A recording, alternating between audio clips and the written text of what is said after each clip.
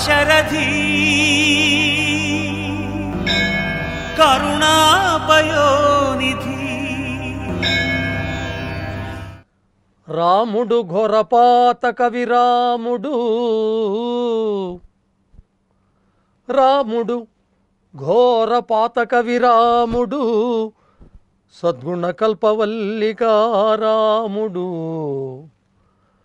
షడ్వికార జయ రాముడు,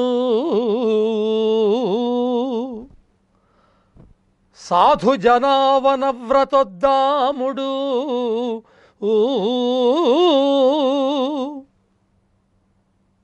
సాధు జనావన వ్రత ఉద్దాముడు, సాధు జనావన వ్రతోద్దాముడు.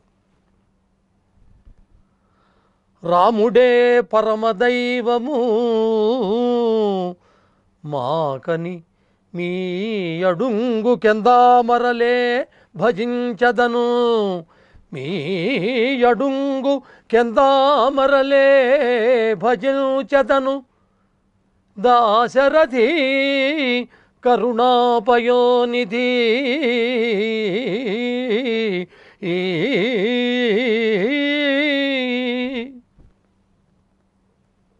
పద్యాన్ని అందరూ చెబుతారండి. అందరూ అంటే అందరూ కాదు, కవులు. అందరూ చెబుతారంటే మళ్ళీ అందరూ చెబుతారా? కవులైన వాళ్ళ సంగతే మాట్లాడేది. అందులో ఇటువంటి కవులు ముఖ్యంగా తీసుకుంటే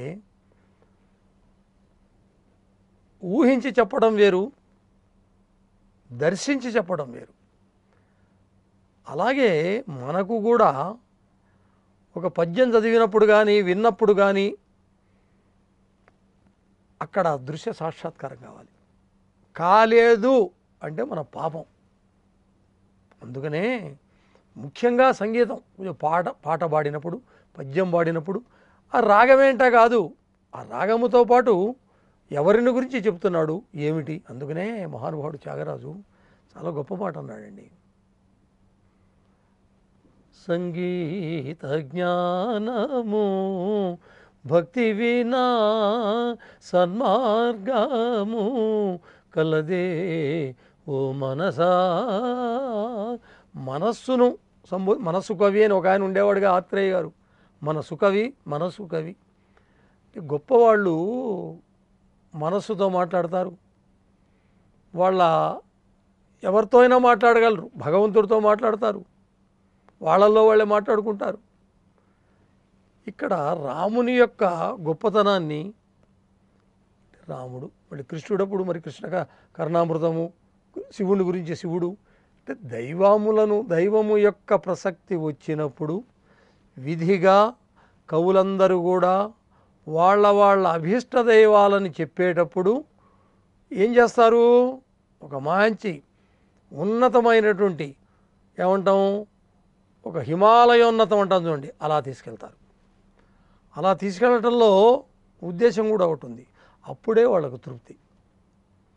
భక్తి అనేటువంటిది అంటాను చూడండి, పొంగి ప్రవహించాలి, కట్టలు దించుకోవాలి. అది ఎంత గొప్పగా ఉంటున్నాడండి.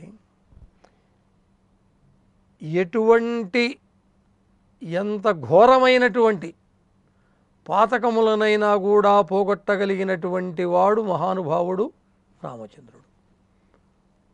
అంటే ఒక ప్రశ్న వస్తుంది, ఇంకట్లయితే ప్రతివాడు ఘోర పాతకాలు చేస్తాడు, ఘోర పాపాలు చేసి నన్ను రక్షించు అంటే నేను ఎందుకు రక్షిస్తాడు? అందుకని ధూర్జటి చాలా గొప్ప మాట అన్నాడు. మళ్ళీ రాముడి నుంచి శివుడేంది కాదు, కవులు ముఖే సరస్వతి అన్నట్టు గ్రహదోషంబులు దుర్నిమిత్తములు నీ కళ్యాణ నామంబు ప్రత్యహమును పేర్కొని ఉత్తమోత్తముల బాధలు పెట్టగా నోపుని అన్నాడు. చాలా తప్పండి. అందరినీ రక్షిస్తాడు, ప్రతివాడిని రక్షిస్తాడు కాబట్టి ఇది ఒప్పుకోం. నువ్వు ఎప్పుడన్నా పొరపాటున తప్పు అనేటువంటిది చేయకుండా ఉండడు. ఘోరమైన పాతకాలు కూడా చేస్తారు, నిజమే. అటువంటి వాడు కూడా రాముణ్ణి నమ్ముకొని నిష్ఠా నియమముతోటి భక్తితోటి చిత్తశుద్ధితోటి పూజ చేసినప్పుడు రాముడు రక్షిస్తాడు. అంతేగాని రాముడు ఘోరపాతక విరాముడు అన్నాడు కాబట్టి మనం ఏదైనా చేయొచ్చు అనుకోకూడదు. ఏదైనా అంతేకాదు, ఒక పక్కనేమో పాపాత్ములను కూడా రక్షించేటువంటి గుణము కలిగినటువంటి వాడు అని చెబుతూనే ఇంకా ఆయన ఎటువంటి వాడు?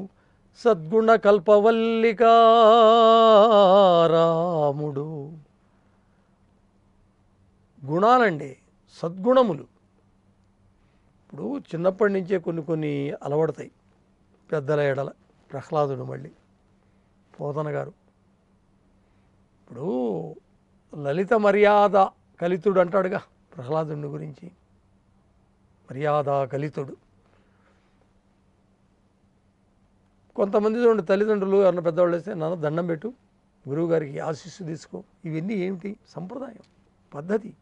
వాడిని అట్లా పెంచమనుకో, వాడి పద్ధతిని వాడు పెరుగుతాడు. చూడండి, నమస్కారం పెట్టమంటే కొంతమంది పెట్టరు పిల్లలు. అది కూడా వాడి సంస్కారాన్ని బట్టి, తల్లిదండ్రుల సంస్కారాన్ని బట్టి. ముందు తల్లిదండ్రులు నమస్కారం పెట్టారనుకోండి, వాడు పెడతాడు. నమస్కారము పెట్టినంత మాత్రాన ఇంకోటి కూడా ఉంది, పాత్రదానం అపాత్రదానం అని. ఎవడికి పెడితే వాడికి నమస్కారము. వందనార్హులు కొంతమందే ఉంటారు. అది వేరే అంశం, వేరే విషయం.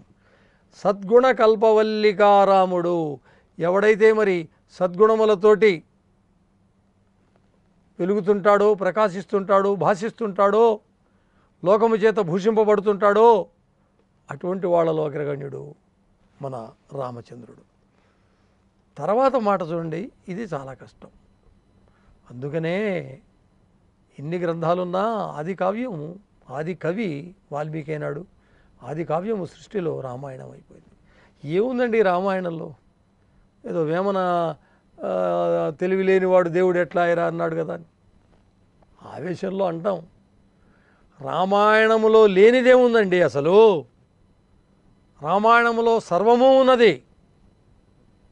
అంటే అసలు పురుషుడైనటువంటి వాడు. అందుకనే విచిత్రములైనటువంటి ప్రయోగాలు అన్నమాచార్యుల దగ్గర నుంచి రామదాసు గారి దగ్గర నుంచి వాడారు. ఈయనకు పురుషోత్తముడు, మర్యాద పురుషోత్తముడు. మరి పురుష అసలు ఎలా ప్రవర్తించాలి? తండ్రితో ఎలా ప్రవర్తించాలి? తల్లితో ఎలా ప్రవర్తించాలి? సోదరుడితో ఎలా ప్రవర్తించాలి? ప్రజలతో ఎలా ప్రవర్తించాలి? గురువులతో ఎలా ప్రవర్తించాలి? యుద్ధ రంగంలో ఎలా ప్రవర్తించాలి? శత్రువుతో ఎలా ప్రవర్తించాలి? మిత్రుడితో ఎలా ప్రవర్తించాలి? చెప్పుకుంటూ పోతే రామాయణంలో లేని అంశం లేదు. అసలు అన్నీ ఉన్నాయి. అందువల్ల ఏమంటారంటే, అన్నీ బాగానే ఉన్నాయి కాదండి, గుణం లేదండి వాడికి. ఒకసారి అంటుంటాం మనం, ఇంకేం లాభం? గుణం అంటే ఏంది మరి? ఏది గుణం?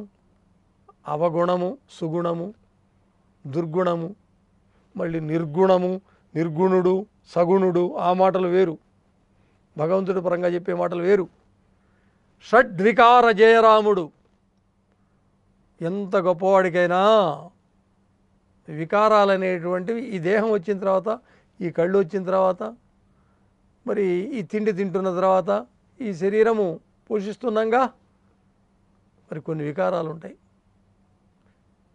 అరిషడ్వర్గాలు అన్నారు కదండి, కామ, క్రోధ, లోభ, మోహ, మద, మాత్సర్యాలు అన్నాం కదా. దీంట్లో ఒక్కొక్కటి అన్నీ దేనికదే. వీటిని జయించడం చాలా కష్టం. మరి మళ్ళీ వేమనే గుర్తొస్తున్నాడు. ఆడుదాని చూడు ఆడ అంట ఆడుదాని చూడు అర్ధంబునం చూడు బ్రహ్మకైన బుట్టు రెమ్మ తెగులు.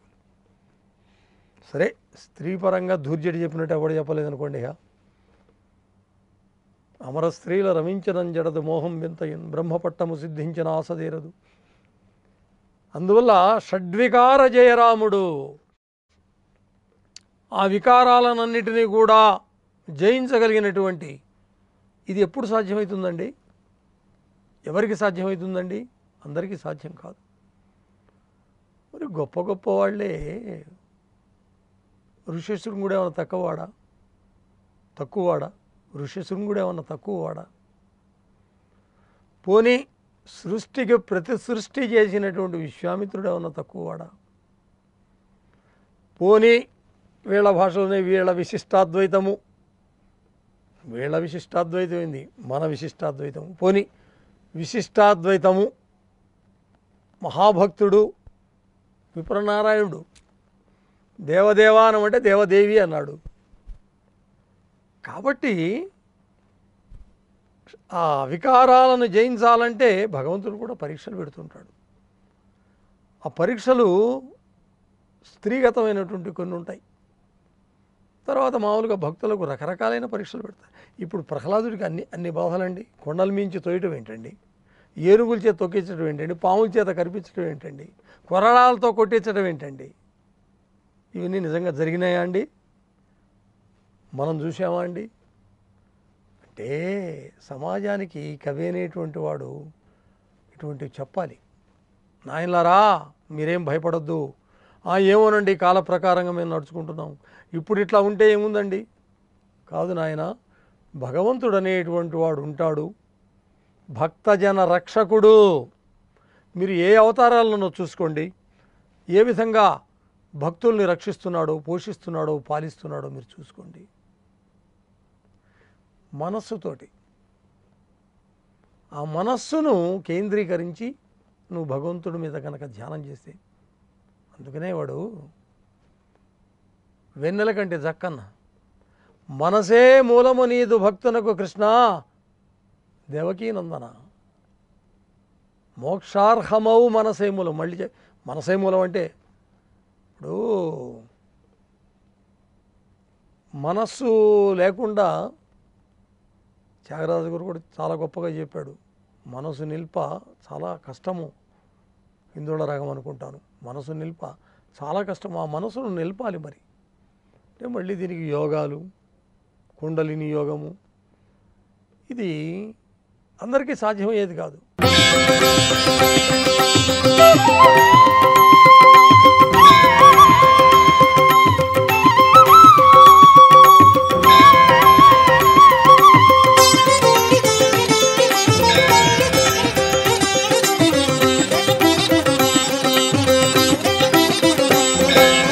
దాశరథి కరుణాపయోనిధి